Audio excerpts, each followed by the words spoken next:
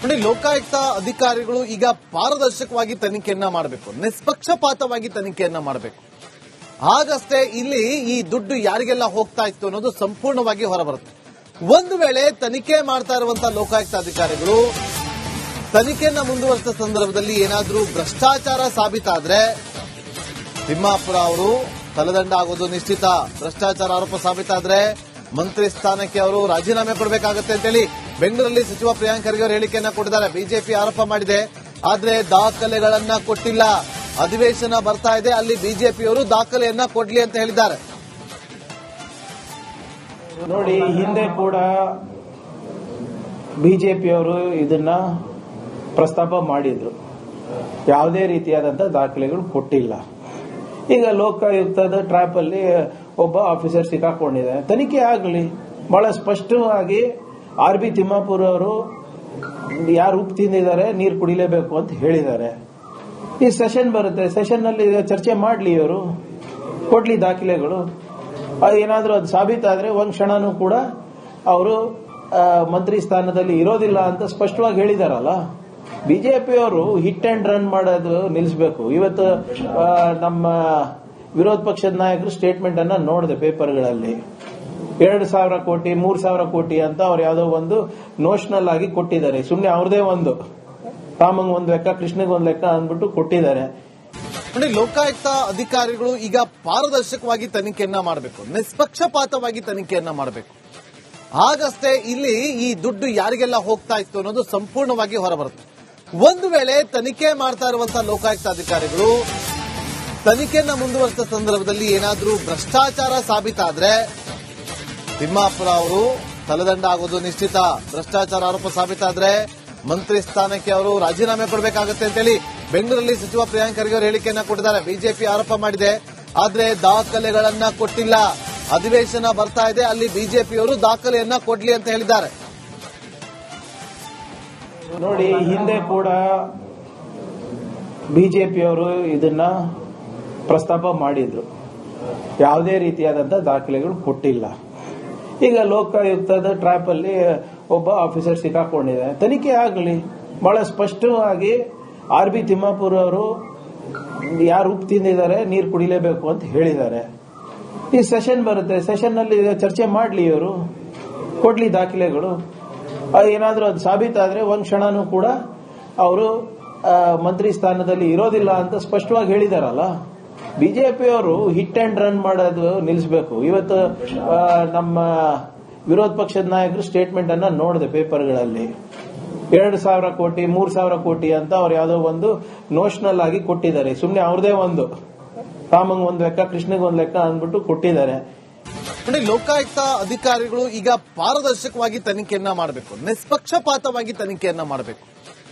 ಆಗಷ್ಟೇ ಇಲ್ಲಿ ಈ ದುಡ್ಡು ಯಾರಿಗೆಲ್ಲ ಹೋಗ್ತಾ ಇತ್ತು ಅನ್ನೋದು ಸಂಪೂರ್ಣವಾಗಿ ಹೊರಬರುತ್ತೆ. ಒಂದು ವೇಳೆ ತನಿಖೆ ಮಾಡ್ತಾ ಇರುವಂತಹ ಲೋಕಾಯುಕ್ತ ಅಧಿಕಾರಿಗಳು ತನಿಖೆಯನ್ನ ಮುಂದುವರೆಸಿದ ಸಂದರ್ಭದಲ್ಲಿ ಏನಾದರೂ ಭ್ರಷ್ಟಾಚಾರ ಸಾಬೀತಾದ್ರೆ ತಿಮ್ಮಾಪುರ ಅವರು ತಲೆದಂಡ ಆಗೋದು ನಿಶ್ಚಿತ.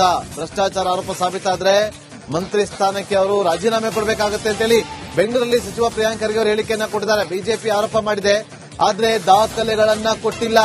ಅಧಿವೇಶನ ಬರ್ತಾ ಇದೆ, ಅಲ್ಲಿ ಬಿಜೆಪಿಯವರು ದಾಖಲೆಯನ್ನ ಕೊಡ್ಲಿ ಅಂತ ಹೇಳಿದ್ದಾರೆ.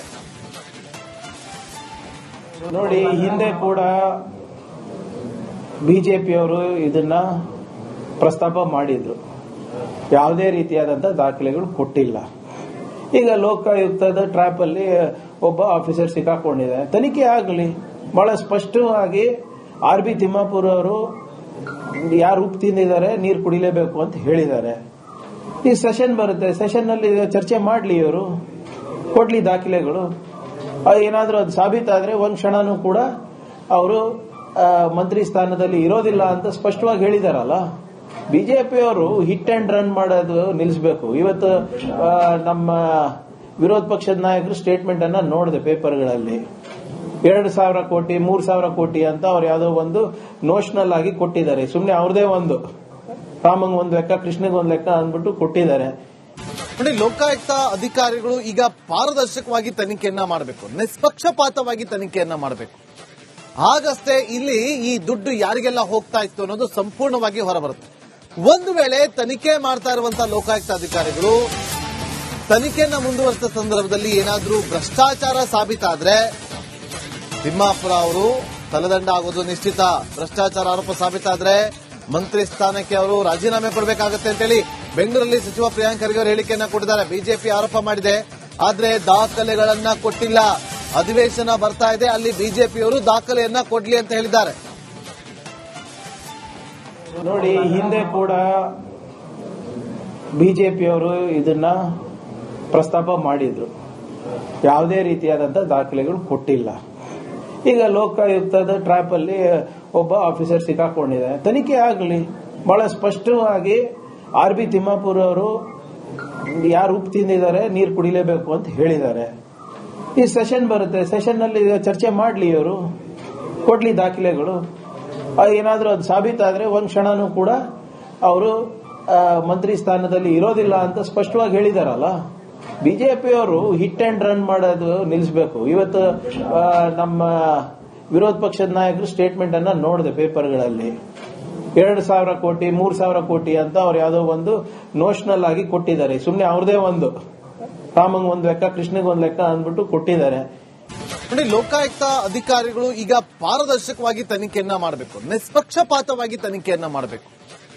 ಆಗಷ್ಟೇ ಇಲ್ಲಿ ಈ ದುಡ್ಡು ಯಾರಿಗೆಲ್ಲ ಹೋಗ್ತಾ ಇತ್ತು ಅನ್ನೋದು ಸಂಪೂರ್ಣವಾಗಿ ಹೊರಬರುತ್ತೆ. ಒಂದು ವೇಳೆ ತನಿಖೆ ಮಾಡ್ತಾ ಇರುವಂತಹ ಲೋಕಾಯುಕ್ತ ಅಧಿಕಾರಿಗಳು ತನಿಖೆಯನ್ನ ಮುಂದುವರಿಸಿದ ಸಂದರ್ಭದಲ್ಲಿ ಏನಾದರೂ ಭ್ರಷ್ಟಾಚಾರ ಸಾಬೀತಾದ್ರೆ ತಿಮ್ಮಾಪುರ ಅವರು ತಲೆದಂಡ ಆಗೋದು ನಿಶ್ಚಿತ. ಭ್ರಷ್ಟಾಚಾರ ಆರೋಪ ಸಾಬೀತಾದ್ರೆ ಮಂತ್ರಿ ಸ್ಥಾನಕ್ಕೆ ಅವರು ರಾಜೀನಾಮೆ ಕೊಡಬೇಕಾಗುತ್ತೆ ಅಂತೇಳಿ ಬೆಂಗಳೂರಲ್ಲಿ ಸಚಿವ ಪ್ರಿಯಾಂಕ್ ಖರ್ಗೆ ಅವರು ಹೇಳಿಕೆಯನ್ನ ಕೊಟ್ಟಿದ್ದಾರೆ. ಬಿಜೆಪಿ ಆರೋಪ ಮಾಡಿದೆ, ಆದ್ರೆ ದಾಖಲೆಗಳನ್ನ ಕೊಟ್ಟಿಲ್ಲ. ಅಧಿವೇಶನ ಬರ್ತಾ ಇದೆ, ಅಲ್ಲಿ ಬಿಜೆಪಿಯವರು ದಾಖಲೆಯನ್ನ ಕೊಡ್ಲಿ ಅಂತ ಹೇಳಿದ್ದಾರೆ. ನೋಡಿ, ಹಿಂದೆ ಕೂಡ ಬಿಜೆಪಿಯವರು ಇದನ್ನ ಪ್ರಸ್ತಾಪ ಮಾಡಿದ್ರು. ಯಾವುದೇ ರೀತಿಯಾದಂತಹ ದಾಖಲೆಗಳು ಕೊಟ್ಟಿಲ್ಲ. ಈಗ ಲೋಕಾಯುಕ್ತದ ಟ್ರ್ಯಾಪ್ ಅಲ್ಲಿ ಒಬ್ಬ ಆಫೀಸರ್ ಸಿಕ್ಕಾಕೊಂಡಿದೆ, ತನಿಖೆ ಆಗಲಿ. ಬಹಳ ಸ್ಪಷ್ಟವಾಗಿ RB ತಿಮ್ಮಾಪುರ ಅವರು ಯಾರು ಉಪ್ಪು ತಿಂದಿದ್ದಾರೆ ನೀರು ಕುಡಿಲೇಬೇಕು ಅಂತ ಹೇಳಿದ್ದಾರೆ. ಈ ಸೆಷನ್ ಬರುತ್ತೆ, ಸೆಷನ್ ನಲ್ಲಿ ಚರ್ಚೆ ಮಾಡ್ಲಿ, ಇವರು ಕೊಡ್ಲಿ ದಾಖಲೆಗಳು. ಏನಾದ್ರೂ ಅದು ಸಾಬೀತಾದ್ರೆ ಒಂದ್ ಕ್ಷಣನೂ ಕೂಡ ಅವರು ಮಂತ್ರಿ ಸ್ಥಾನದಲ್ಲಿ ಇರೋದಿಲ್ಲ ಅಂತ ಸ್ಪಷ್ಟವಾಗಿ ಹೇಳಿದಾರಲ್ಲ. ಬಿಜೆಪಿಯವರು ಹಿಟ್ ಅಂಡ್ ರನ್ ಮಾಡೋದು ನಿಲ್ಲಿಸಬೇಕು. ಇವತ್ತು ನಮ್ಮ ವಿರೋಧ ಪಕ್ಷದ ನಾಯಕರು ಸ್ಟೇಟ್ಮೆಂಟ್ ಅನ್ನ ನೋಡಿದೆ ಪೇಪರ್ಗಳಲ್ಲಿ. 2,000 ಕೋಟಿ 3,000 ಕೋಟಿ ಅಂತ ಅವ್ರು ಯಾವುದೋ ಒಂದು ನೋಷನಲ್ ಆಗಿ ಕೊಟ್ಟಿದ್ದಾರೆ. ಸುಮ್ನೆ ಅವ್ರದೇ ಒಂದು ರಾಮಂಗ್ ಒಂದ್ ಲೆಕ್ಕ, ಕೃಷ್ಣಗ್ ಒಂದ್ ಲೆಕ್ಕ ಅಂದ್ಬಿಟ್ಟು ಕೊಟ್ಟಿದ್ದಾರೆ. ನೋಡಿ, ಲೋಕಾಯುಕ್ತ ಅಧಿಕಾರಿಗಳು ಈಗ ಪಾರದರ್ಶಕವಾಗಿ ತನಿಖೆಯನ್ನ ಮಾಡಬೇಕು, ನಿಷ್ಪಕ್ಷಪಾತವಾಗಿ ತನಿಖೆಯನ್ನ ಮಾಡಬೇಕು. ಆಗಷ್ಟೇ ಇಲ್ಲಿ ಈ ದುಡ್ಡು ಯಾರಿಗೆಲ್ಲ ಹೋಗ್ತಾ ಇತ್ತು ಅನ್ನೋದು ಸಂಪೂರ್ಣವಾಗಿ ಹೊರಬರುತ್ತೆ. ಒಂದು ವೇಳೆ ತನಿಖೆ ಮಾಡ್ತಾ ಇರುವಂತಹ ಲೋಕಾಯುಕ್ತ ಅಧಿಕಾರಿಗಳು ತನಿಖೆಯನ್ನ ಮುಂದುವರಿಸಿದ